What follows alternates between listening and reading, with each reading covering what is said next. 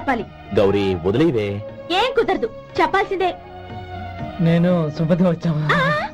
ఆగండి ఆగండి, పళ్ళెంలో డబ్బులేసి వెళ్ళండి. ఇదిగా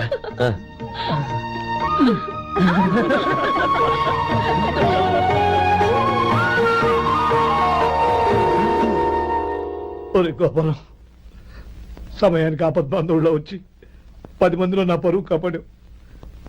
నీ తమ్ముడికి ఎన్నో గొప్ప సంబంధాలు వస్తున్నా నా కూతుర్ని నీ ఇంటి కోడలుగా చేసుకుని నీ స్నేహితుని ఆదుకున్నావురా. నీ రుణం ఎలా తీర్చుకోరు? స్నేహితుల మధ్య క్షమాపణలు కృతజ్ఞతలు ఉండకూడదురా.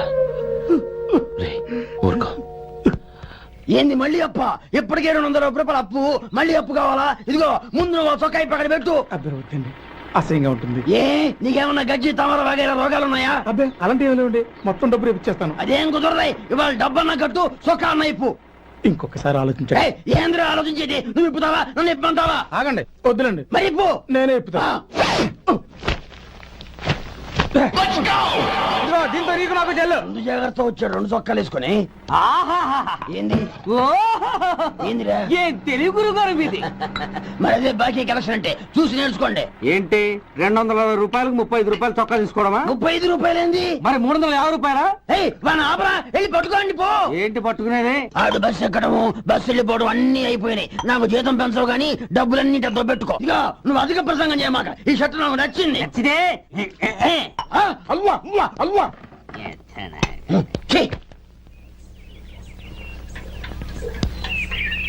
అమ్మా సుమతి, లోపల గొడుగుంది పట్టరమ్మా. అక్క, పెదబాబు గారికి గొడుగు కావాలంట. అక్కడుందమ్మా, తీసుకెళ్ళు. నాకు వేరే పని, నువ్వే తీసుకెళ్ళు.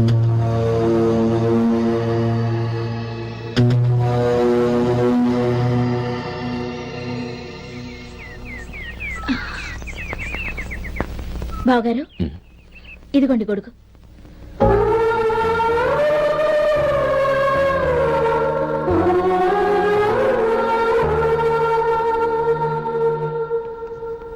నమస్కారం పెద్దాయన. ఇక్కడేం చేస్తున్నారు? ఏం లేదు, మా ఆఖరి తమ్ముడు శేఖరం డాక్టర్ చదవడం పూర్తయింది. ఇంకో వారం రోజుల్లో వస్తున్నాడు. వాడి కోసం హాస్పిటల్ సిద్ధం చేయిస్తున్నాను.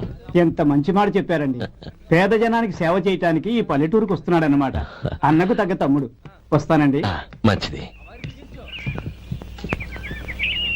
అయ్యా, తమరి దయ వల్ల అమ్మాయి పెళ్లి కుదిరింది. అలాగా, మంచిది. వచ్చే నెల 15వ తేదీ ముహూర్తం. ఓహో, తమరి కుటుంబంతో సహా దయచేయాలి. అలాగే. అమ్మా, ఆశీర్వాదం తీసుకురా.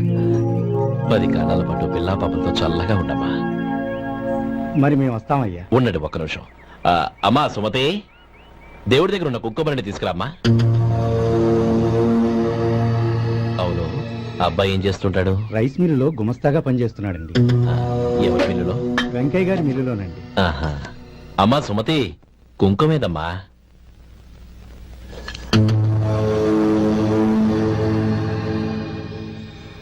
అన్నయ్య,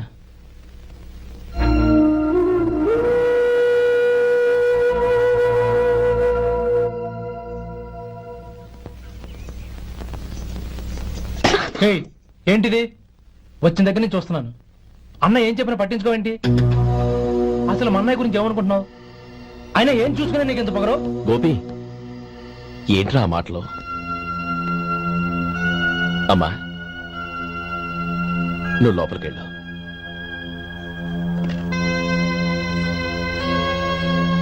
రే గోపి, కొత్త కదరా, ఎందుకలా కంగారు పెడతావు?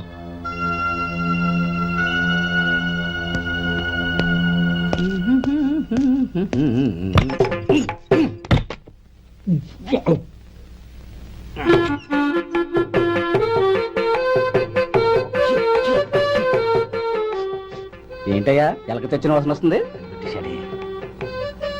ఎక్కడా?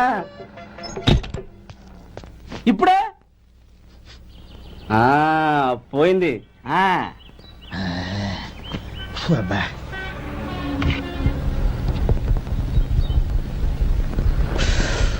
ఏమయ్యా, కాలు ఇలా ఊగుతూ ఉంటే టిఫిన్ ఎలా చేసేది? నా కాలు ఊగడానికి నువ్వు టిఫిన్ చేయడానికి ఏంటి సంబంధం? నేనంటుంది నీ కాలు గురించి కాదయ్యా, మరి ఈ కాలు గురించి. ఆ ముక్క ముందే చెప్పొచ్చుగా. ఉడతలో పిగేసిన తాట్యంకెలాగా బొచ్చు నువ్వును. ఒరే సొంటి ఆడి కింద ఒత్తిట్టు. అలాగే.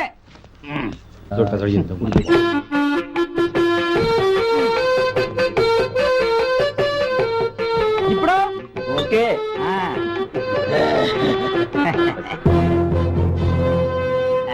ఏయ్, పో, పో, పో అక్కడికి. ఎన్నిసార్లు చెప్పాలి నీకు?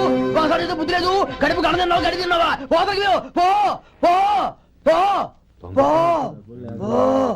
అబ్బా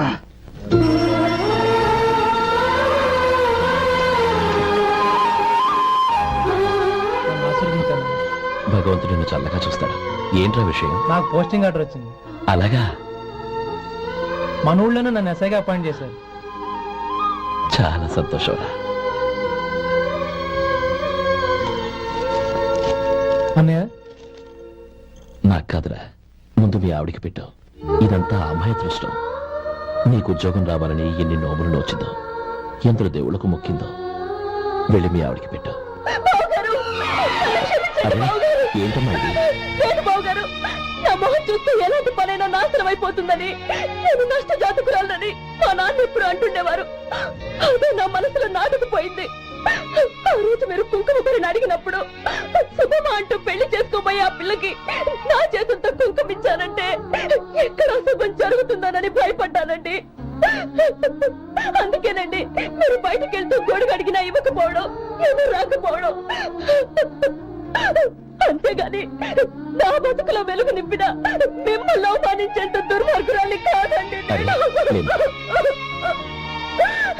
ఏంటమ్మా ఇది? చిన్నపిల్లల లేదండి, నాకు అదృష్టం ఉందని, నా పూజకు ఓ విలువ ఉందని మొట్టమొదటిసారి అంది మీరే.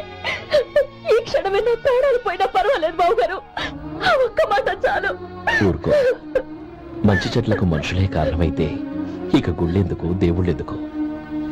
పిల్లెదురొస్తే అశుభం అని, నక్కతోక తొక్కితే శుభమని అంటారు. అలా అయితే అందరూ ఇళ్లలో నక్కల్నే పెంచుకోవచ్చుగా. అలా ఎందుకు చేయరు? మంచి చెడు అన్నది మనుషుల మనసుల్లో ఉంటుందమ్మా, ఆశీర్వదించే చేతుల్లో కాదు. ఇక మీదట నేనెప్పుడూ నీ కళ్ళలో నీళ్లు చూడకూడదు, సరేనా? రేయ్, అమ్మాయికి తీపి తినిపించు.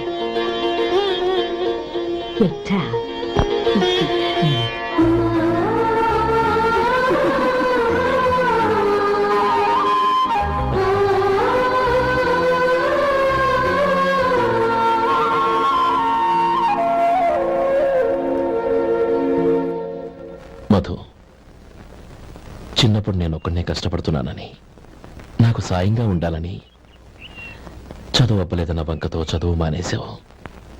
ఇప్పుడు నీ తమ్ముళ్ళిద్దరూ అభివృద్ధిలోకి వచ్చారు. మరుదులిద్దరికీ మంచి ఉద్యోగాలు వచ్చాయి. తన భర్త మాత్రం అలాగే ఉన్నాడని నీ భార్య బాధపడదు. చూడు మధు, చదువుకున్నోళ్లే వృద్ధిలోకి రావాలని ఏమీ లేదు. కృషి పట్టుదల ఉంటే ఎవరైనా ఏదైనా సాధించొచ్చు. నీకు తెలివితేటలున్నాయి. నువ్వు తలుచుకుంటే కానిదంటూ ఏదీ లేదు. పైగా నీకు సాయిగా మేమందరం ఉన్నాం.